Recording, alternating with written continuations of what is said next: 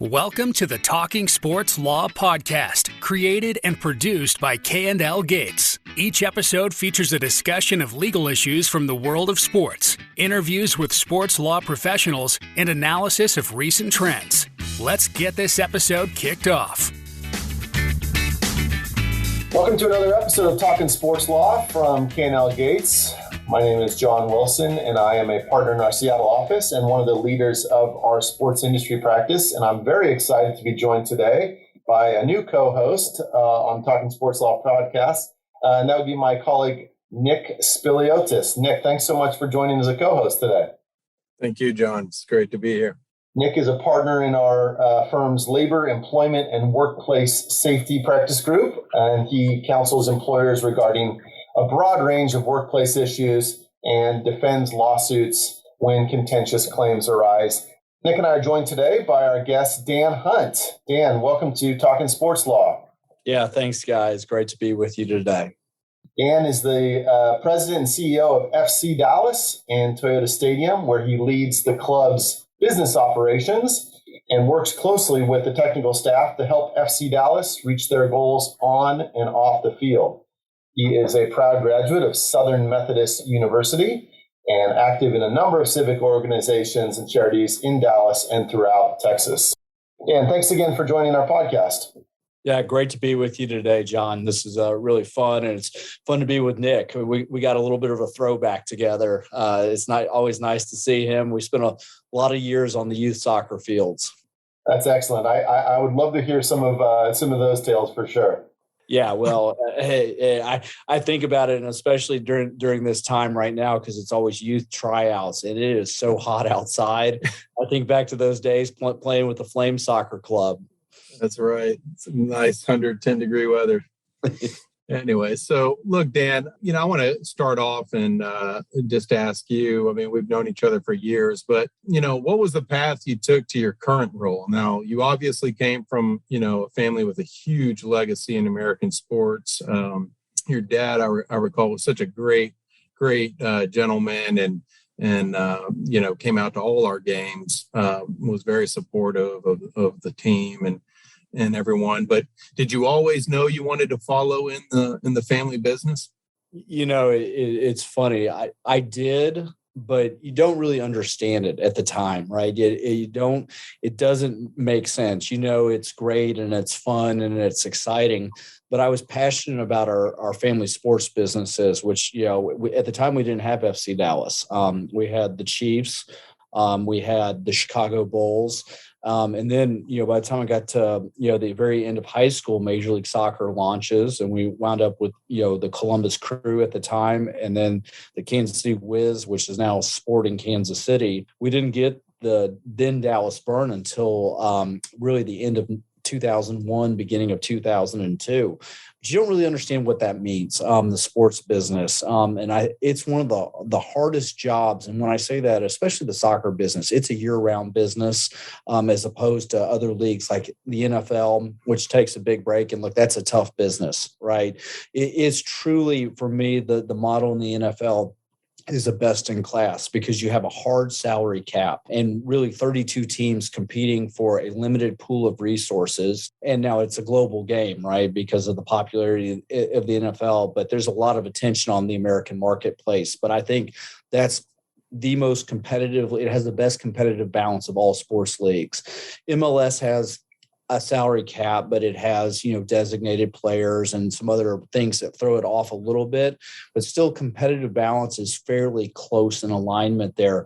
But the soccer business, and it doesn't matter if it's Major League Soccer or Europe or Mexico or South America, it's really sort of an 11 plus month a year job. And to answer your question, I always knew I wanted to be part of it, but I was also passionate about our real estate businesses. And, we have a company in Kansas City called Hunt Midwest Enterprises that I absolutely love, and it's grown. And there's a Hunt Southwest now, in fact, building a lot of industrial in Texas. And they do a great job, a lot in the Metroplex, a couple projects down in the Houston area now, and really spreading out across the United States. I'm passionate about these businesses, and there are a lot of different ones that we're involved in. And, sort of my offshoot of that is buying a bunch of real estate. I do what I do as my day job, but I buy a lot of land. My father Lamar always said they're not making any more land, and so accumulate it in the path of development, and eventually will pay off. And that's not rocket science, right? And my other thing, I lost my father to cancer, to prostate cancer, and I've invested a ton in biotech. I'm a big believer, without private investment in biotech, we're not going to stem the tide of these terrible diseases. And we're in need of this all the time, because in the end, so few make it to that final stage of having a drug that's produced. But, without that investment, it just doesn't get off the ground. And so I'm proud. I got to be at the NASDAQ last year for a listing of a company we took public. I did it with a friend of mine and some other investors. And so that was a neat experience. But in a roundabout way, I always knew I wanted to do this, but I also wanted to have my own spin on it and also be my own boss. It's great to work for and with your family. And I'm proud to do that. And I think my brother Clark would tell you the same thing, working with the Chiefs. It's great to work for and with your family. It's also nice to have your own businesses too. Yeah, and it sounds like you're involved in so many different things, from FC Dallas to the real estate investments to the biotech investing. If it's possible to sort of encapsulate, an average or a normal day for you, like what does that look like? It is. And I didn't even mention oil and gas, which I took a little bit of a break from. I was buying and selling a lot of minerals and back into it in some interesting projects. You can't beat these prices right now. Although, every pundit on TV is trying to force us into a recession by, almost willing it into place. But these prices are amazing, and it's seeing some great returns right now. I mean, the technological drilling and these horizontal drillers, it's a great, sort of rinse and repeat business, as long as you have quality acreage and you don't get gobbled up on cost. And we're seeing this massive spike in rig costs and frac crew costs right now. And so I'm a little bit worried that that's going to have a counterproductive measure to increasing production over time. I learned something recently that frac crew fleets they're in such high demand, and their equipment is breaking down. They're not able to get replacement parts, and they're also not, no new fleets coming online at any point in the near future. I think this is going to have a big swing in all the energy business too. But my day is really focused on the business of FC Dallas. And as sexy as the stuff is on the field, I can't spend a lot of time on it. In fact, the head coach was just in here, Nico Estevez, visiting with me. And I'm lucky if I get to see him sort of once a week and have a time to visit. There's usually it's much more of a social aspect of seeing him in the offices and then talking about what happened in the last match. And usually after wins on Mondays, he brings cookies. And so those are my favorite days, Victory Mondays with cookies. But I spend probably 80%, between 80 and 90% of my day just on the business of FC Dallas. And that's everything from working on ticket sales, sponsorship, thinking about renovations that we're looking at going into the future. I mean, one of my father's life lessons was, if you'll take care of your stadium, it will take care of you. And you see these different stadiums around. It doesn't even have to be here in the United States, but around the world. And some of them are just falling apart. And that's a bad experience for sports fans. My dad, when he was inducted in the Pro Football Hall of Fame in 1972, he accepted the award on behalf of the football fans of America. He truly understands the fans are what make this, and their passion for it and their interest. I mean, they're buying tickets, they're watching on TV, they're going and spending money with your sponsors, right? And so they're helping grow those businesses. And my dad just understood that connection. And I think the Chiefs have been an incredibly strong brand for a long time. And my brother Clark has done a great job there. And obviously there's been a lot of success. There's a guy that played for Texas Tech that's pretty good, that slings the ball around there. And we had a great draft. But I would tell you, 80 to 90%, I spent a little bit of time on my land stuff, a little bit of time on oil and gas. And, biotech kind of goes in waves. I mean, when we invested in this company, it's called Instill Bio. It's a TILS company, tumor infiltrating lymphocytes company. We literally worked on it at Breadwinners in Dallas, at having breakfast a couple times a week. And, that was kind of the birth of the company. It was already in existence in Manchester, and we went, put a group together, bought it, and then the rest is history now. And being at the NASDAQ, that was a really cool experience, although it was COVID. And so you didn't quite get to experience it in its true fashion, but it was still great. But that's kind of my day, but it's really focused on revenue and driving revenue to the business. And a big part of our business too is player sales. That's the sexy part, buying and selling players. And we've made a lot of big splashes.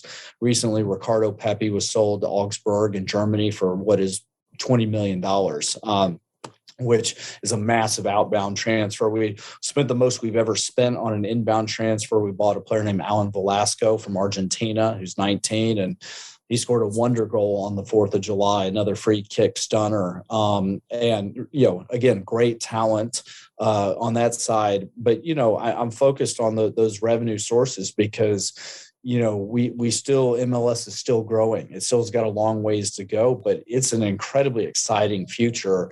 And look, this Apple TV deal is a stunning deal and will help us propel the league forward. And I think it's one of those things that's going to really close the gap on some of the other sports leagues. Yeah, I was really excited when that Apple TV deal was announced just a week or two ago, because I do think it can be a huge catalyst for, expanding and accelerating the growth of MLS as a whole. You mentioned, I'm a big soccer guy, I grew up playing soccer. My kids play soccer. I'm involved in youth soccer. I advise a ton of soccer clubs in my professional career. So I love the sport. And one of the things that I've admired for a long time is FC Dallas's, long track record of signing homegrown players, selling homegrown players. You mentioned Ricardo Pepi. There's a long list. Reggie Cannon, Paxton Pomacall. I mean, it just goes on and on in terms of the homegrowns that have come out of FC Dallas and either stayed with the club or been sold on to other clubs. Dan, I know you're not involved in the technical side of things, but do you think there's something about the organizational culture as a whole that has resulted in this really unmatched success in terms of homegrown players? Well, look, and I'm involved on the technical side. I was probably didn't stress it enough. I don't. They do their thing, and look, we have a fabulous technical director here, Andre Zanota, who was at Gremio before, and they had massive success in South America, and he was at Santos. He did the Neymar deal, sold Neymar to Barcelona. He did the Archer deal to Barcelona. I kept telling him, which player are we going to sell to Barcelona? Because they've had deep pockets. So I do spend a fair amount of time, but recently I would tell you, it's been great to have the staff we've brought in. I think they're doing a fabulous job. I mean, Nico, our head coach, was the first assistant for the U.S. men's national team. Andre's been doing his thing. I just really needed to lock down on the business side because we are in this great moment. We were early when we brought FC Dallas to Frisco, but the development has come around us. Our stadium is amazing. And a big part of that success on developing players is having 17 adjacent fields to the stadium. Our top prospects are training every day adjacent to the first team. Our kids that are 16 or 15 to 19 are training in the morning sessions. They're being invited by the head coach into the first team training sessions for him to watch. And that's not been out of character for this club, because Oscar Pareja, really the father of our academy, who's now Orlando's head coach, he was really, that's how things started with this and developing young players. We had Luchi Gonzalez, who was the head of our academy too. So we've had coaches whose ethos is developing young players and willing to include them in first team training, so we understand what they are. A lot of these kids, like Jesus Ferreira, have been at the club since they were 8 or 9 or 10. Paxton came in at 15.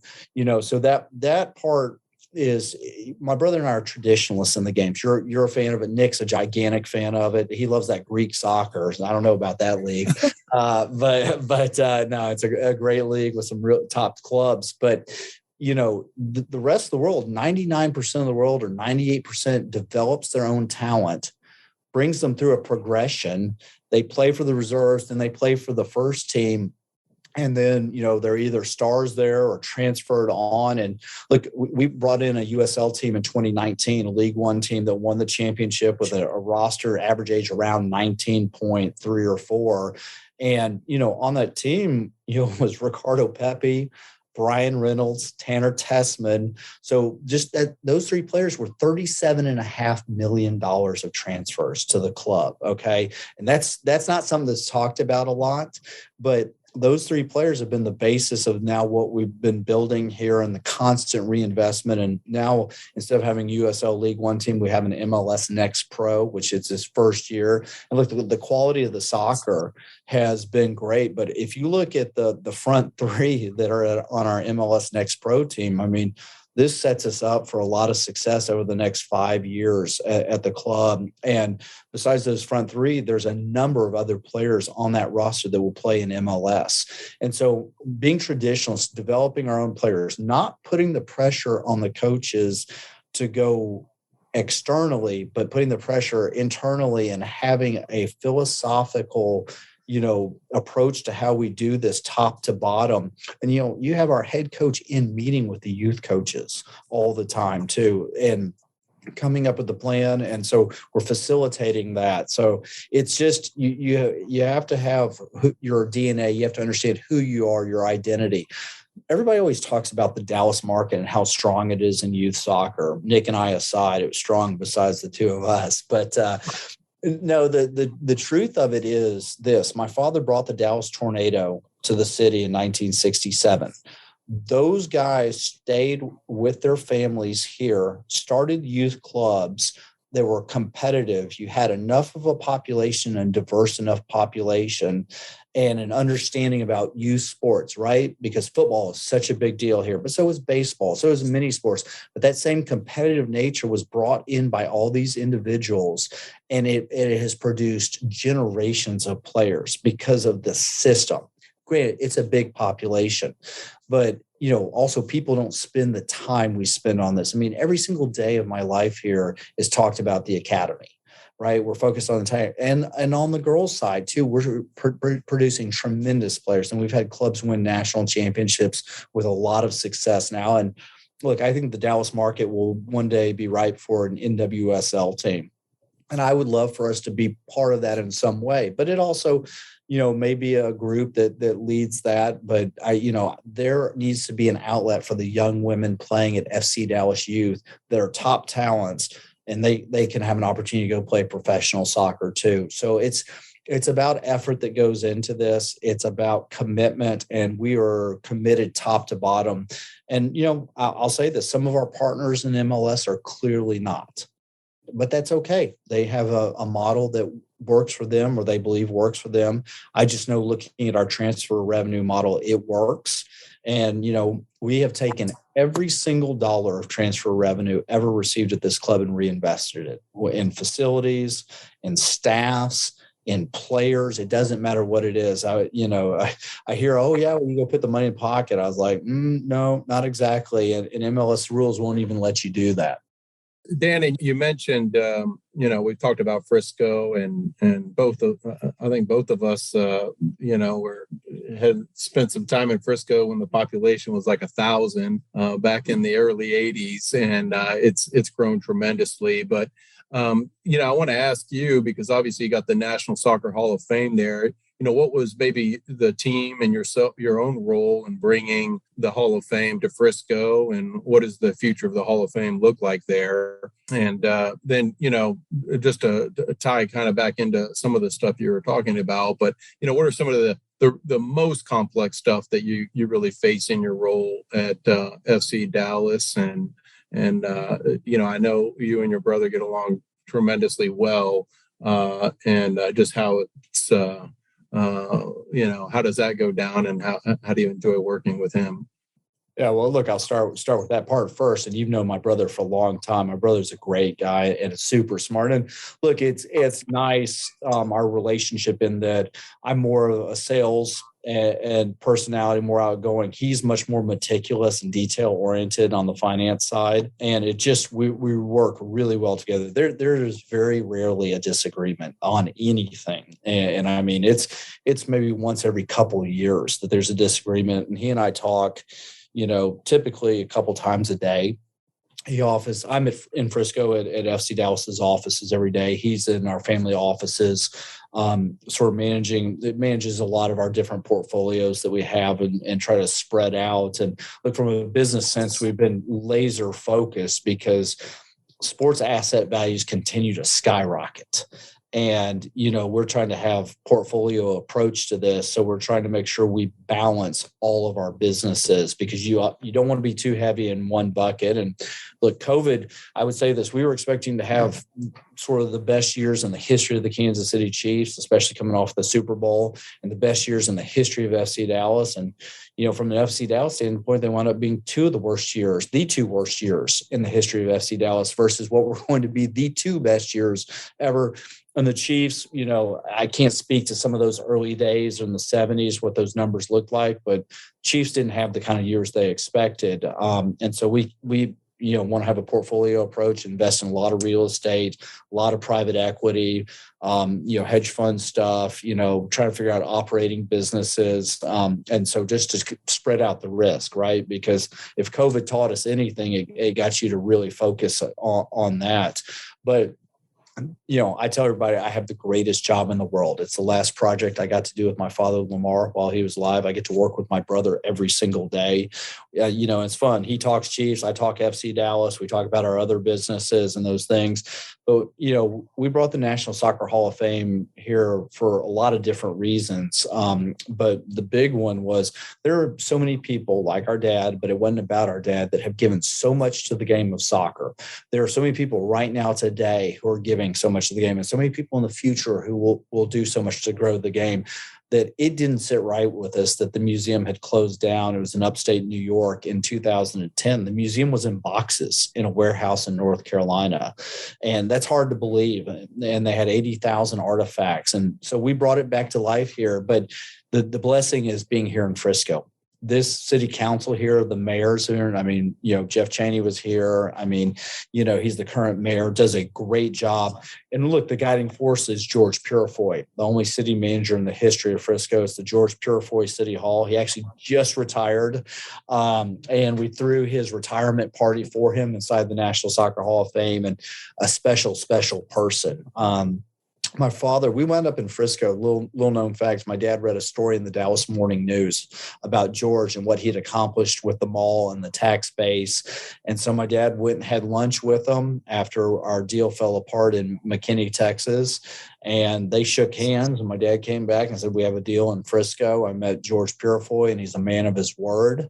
George talked about, being a person of your word in his speech here at the Hall of Fame. And he said it was a life lesson he learned from his dad is if you give your word on something and shake somebody's hand, then you live up to that. And that's hard to find in business these days.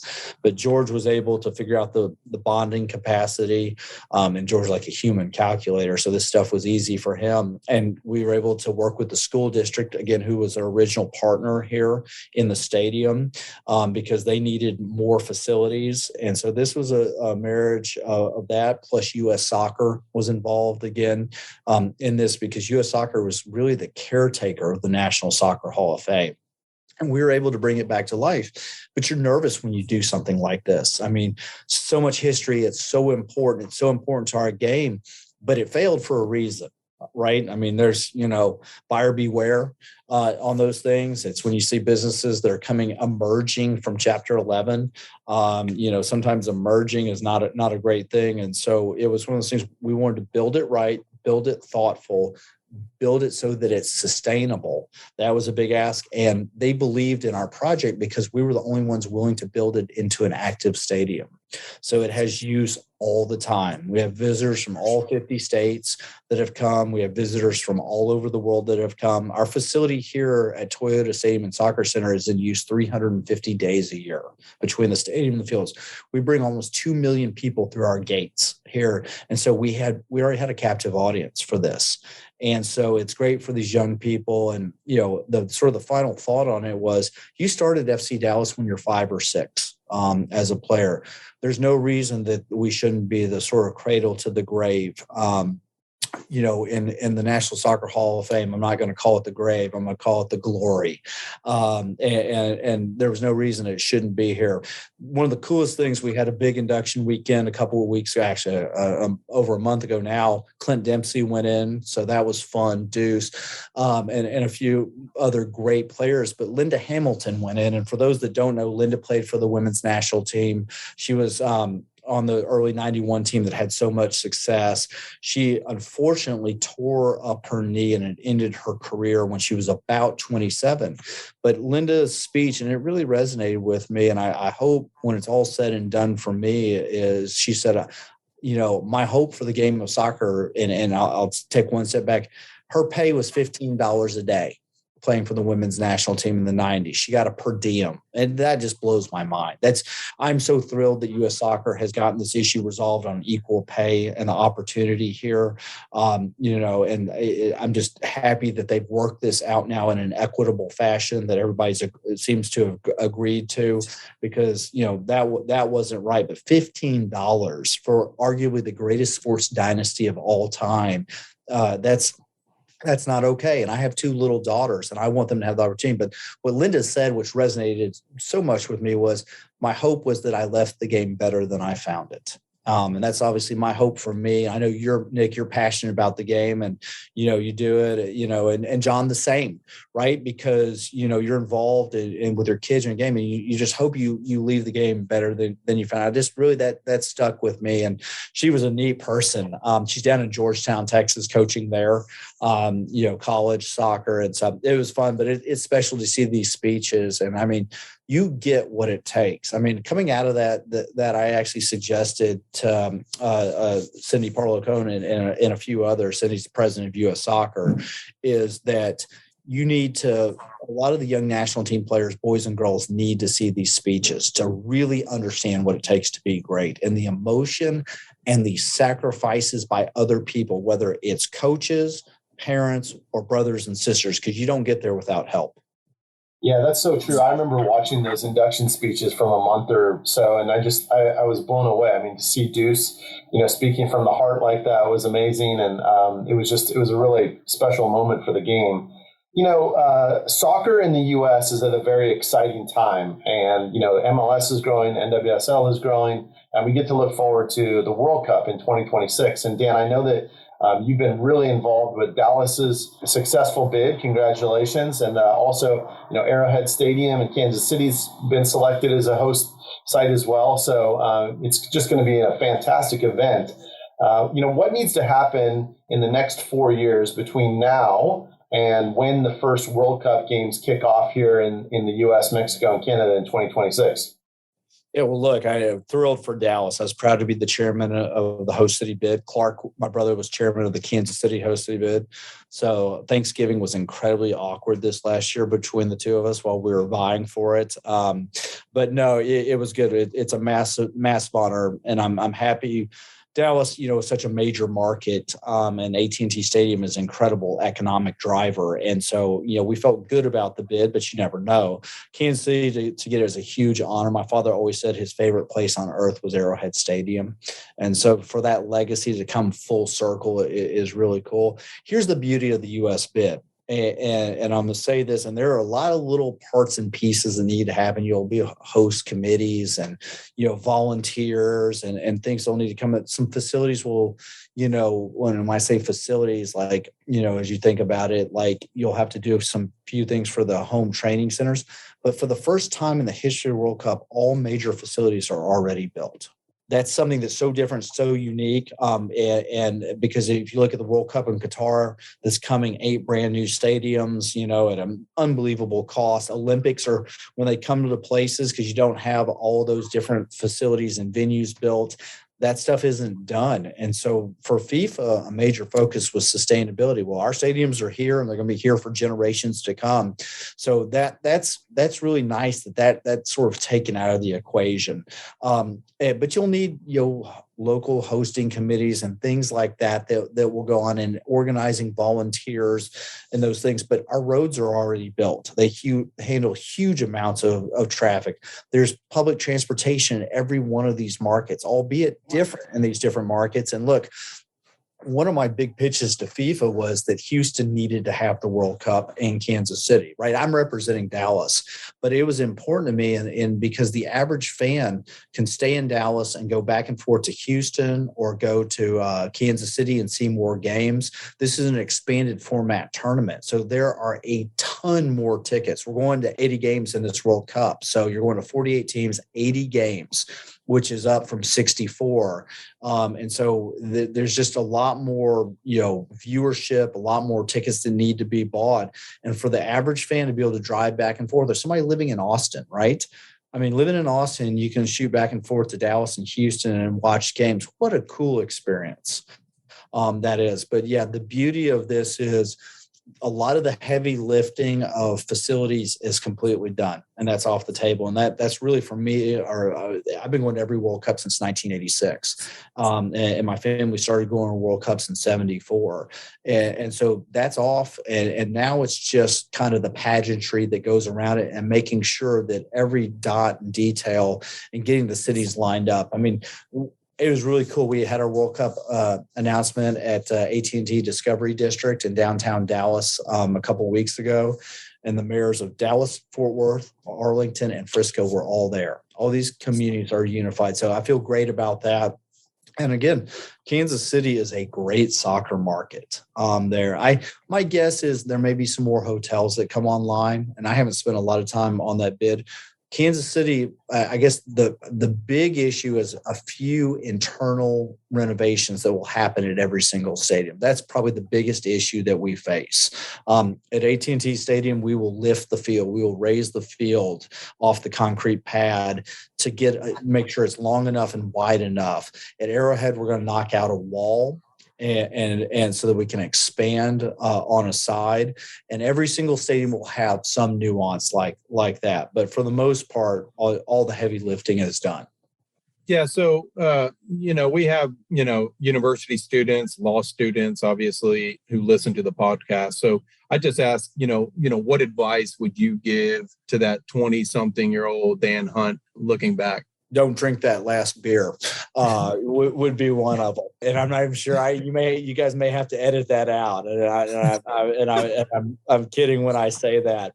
But, I would honestly tell me or anybody else, if you want to go into sports, you ought to start with a sales job in sports, selling tickets, selling sponsorships. And it is a hard, tough road. And in the end, you may not be very good at it, but you will learn to sell your ideas to your bosses, whether you wind up on the legal side or marketing side or PR or communications or team admin. It gives you some communication skills that you might normally not develop. The no's are tough, but it causes you to look at yourself and think about it. The yeses are massive wins and should be celebrated, but you should also understand why somebody said yes to you. And that's how you develop your style and communication, right? We're human beings, and mobile phones and computers have taken out a lot of the human element.